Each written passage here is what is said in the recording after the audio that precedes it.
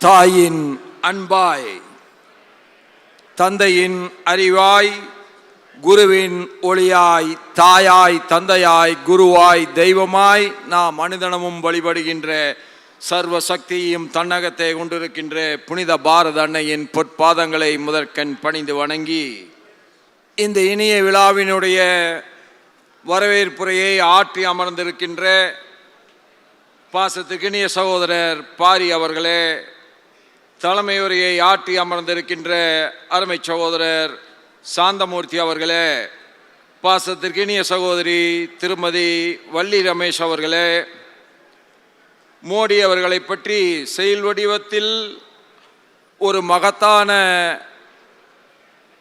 நூலை இயற்றி வெளியிட்டிருக்கின்ற, அதை வெளியிடுகின்ற வாய்ப்பை எனக்கு வழங்கிய முனைவர் கருநாகராஜன் அவர்களே, நம்மோடும் ஒரு பேராசிரியர், நம்முடைய அன்பிற்கும் பாசத்திற்கும் உரிய பேராசிரியர் கனகசபாபதி அவர்களே, ஐநாவிலே சிறப்பாக பணியாற்றி அதன் பின்னும் சமுதாய பணியில் தன்னை தொடர்ந்து ஈடுபடுத்தி கொண்டு வருகின்ற அருமை சகோதரர் ஈரா கண்ணன் அவர்களே,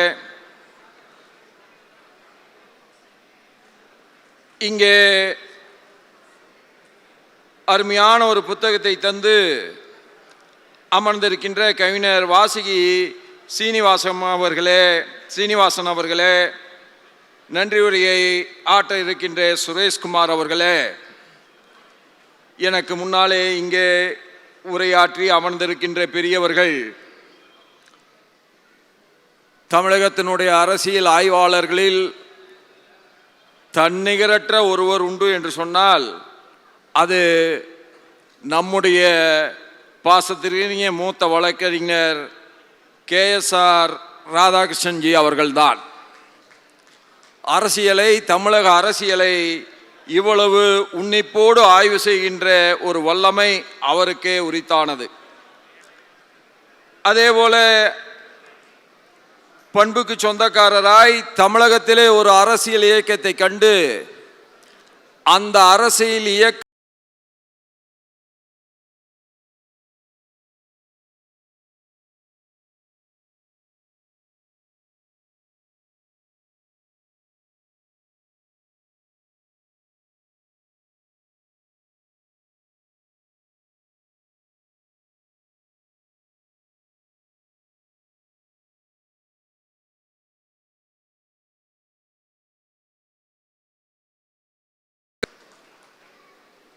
தமிழகத்தினுடைய வரலாற்றில் முன்னேற்றத்தில்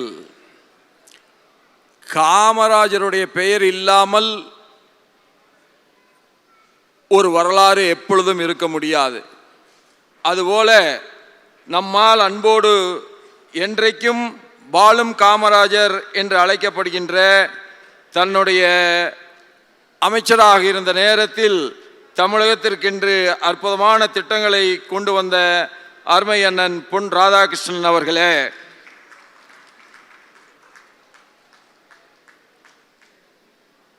மூப்பனார் ஐயாவுடைய பெயர் பண்பிற்கும் பாசத்திற்கும் எளிமைக்கும் அவர் காமராஜனுடைய தொண்டராய் வாழ்ந்த வாழ்க்கைக்கும் சிறிது கூட குறையாமல் அதை அப்படியே தன்னுடைய வாழ்நாளிலும் பின்பற்றி எல்லாவற்றிற்கும் மேலாக மத்திய அமைச்சராய் தமிழகத்திற்கு அரும்பணி ஆற்றிய ராஜ்யசபாவினுடைய உறுப்பினர் பாசத்திற்கினிய உடன்பிறவா சகோதரர் GK வாசன்ஜி அவர்களே,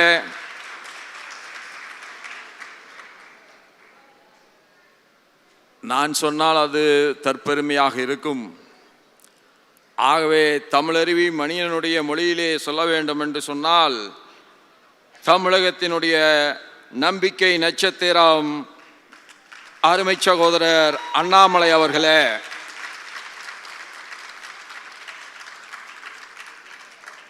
வாழ்க்கை பயணத்தில் தடம் மாறாமல் சிறிது கூட பிசுகாமல் நேர்கோட்டிலேயே பயணிப்பதென்பது மிக மிக கடினம் என்பது எல்லோருக்கும் தெரியும். அதில் ஒரு சிலர் தான் அந்த நேர்கோட்டிலே பயணிக்க முடியும். அந்த நேர்கோட்டில் வலுவாமல் பிறழாமல் என்றைக்கும் பயணிக்கின்ற என் அருமைக்கும் பாசத்திற்கும் உரிய இந்த விழாவினுடைய நாயகன் ஐயா தமிழறிவின் மணியன்ஜி அவர்களே,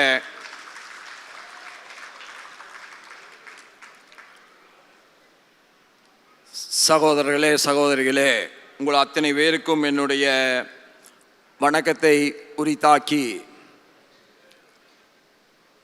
இன்றைக்கு இருக்கின்ற மாடலுக்கு ஒரு மாற்று மாடல் என்று சொன்னால் அது தேசிய மாடல் தான்.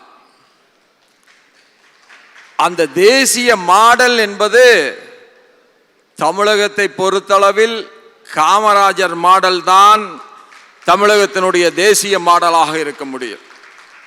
எத்தனை அணைகள், எத்தனை பள்ளிகள், எத்தனை கல்லூரிகள், படிக்காத சமுதாயமாக இருந்த தமிழ் சமுதாயத்தை பசியோடு படிக்க வேண்டாம் என்று மதிய உணவோடு சேர்த்து படிக்க வைத்த பெருமை ஒரே ஒரு தலைவனுக்குத்தான் உண்டு.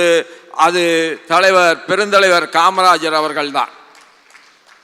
ஆனால் அப்படி அற்புதமான தேசியம் ஏன் தமிழ் மண்ணிலே தோற்று போனது என்று சொன்னால்,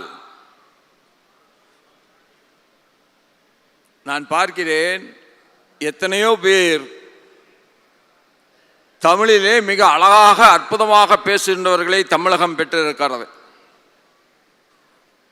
ஆனால் அதிலே ஒரு துரதிர்ஷ்டம் என்னவென்று சொன்னால், சொல்லுக்கும் செயலுக்கும் சம்பந்தமில்லாத தலைவர்களைத்தான் நாம் பெற்றிருந்தோம்.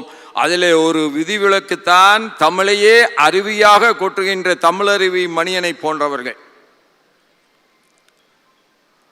அதற்கு ஒரு மாற்று வேண்டும் என்று சொன்னால் அவன் தேசிய பார்வை கொண்டவனாக இருக்க வேண்டும். இன்றைக்கு திராவிடருடைய மாடலினுடைய வெற்றி எங்கே துவங்கியது என்று சொன்னால், தேசிய தலைவர்களை எல்லாம் ஒரு ஜாதிக்குள் அடைத்தார்கள். அதிலே இருந்துதான் அவர்களுடைய வெற்றி துவங்குகிறது. நான் நினைத்து பார்க்கிறேன், கவிஞர் காமராஜரை பற்றி சொல்லுகிறார். முக்கால் சட்டைக்கும் முளத்துண்டு வேஷ்டிக்கும் தன் தனி மனது சுவருக்குள் ஒரு சுவரை எழுப்பிக் கொண்டவன்.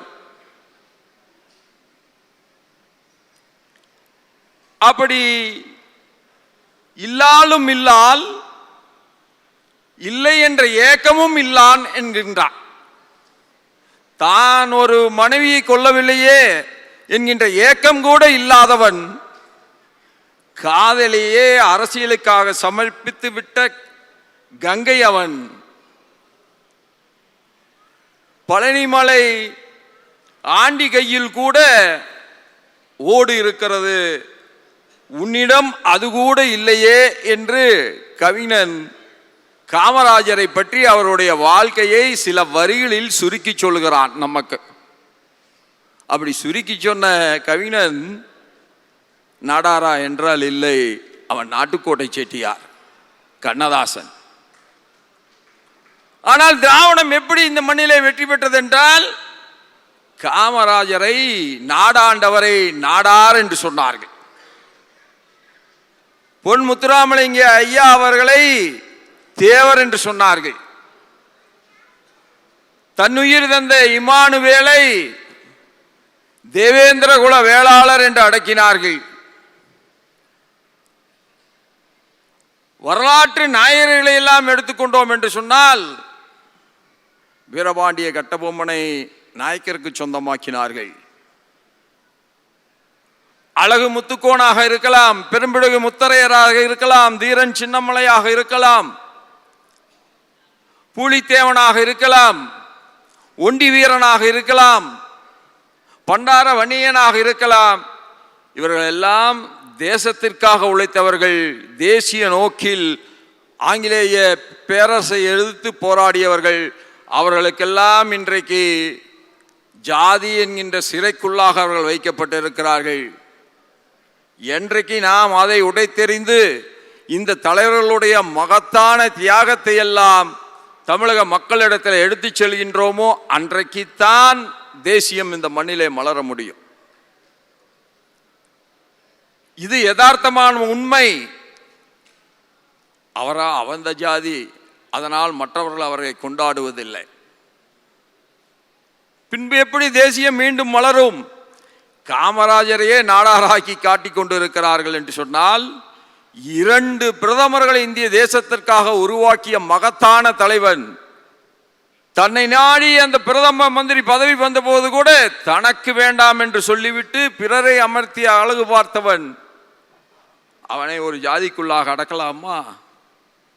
அங்கேதான் தேசியம் தமிழ் மண்ணிலே தோற்றுக்கொண்டிருக்கிறது சகோதரர்களே. இதை நாம் என்றைக்கு உடைத்தெடுக்கின்றோமோ, அண்ணாமலை அவர்கள் சொன்னார்களே, இந்த ஜன்னலை உடைத்தெறிகின்றதற்காக ஜன்னலுக்கு வெளியே என்கின்ற புத்தகத்தை என்னை வெளியிட வைத்தார்களோ என்று கேட்டார்களே. ஆம், நான் கூட 2 நாட்களுக்கு முன்பாக அல்லது நேற்றைக்கு என்று நினைக்கின்றேன், நான் பார்த்தேன். தேசியத்திற்கு எதிராக இருப்பது ஜாதியை முன்வைத்து தேசிய தலைவர்களை ஜாதிக்குள்ளாக அடக்குவதுதான்.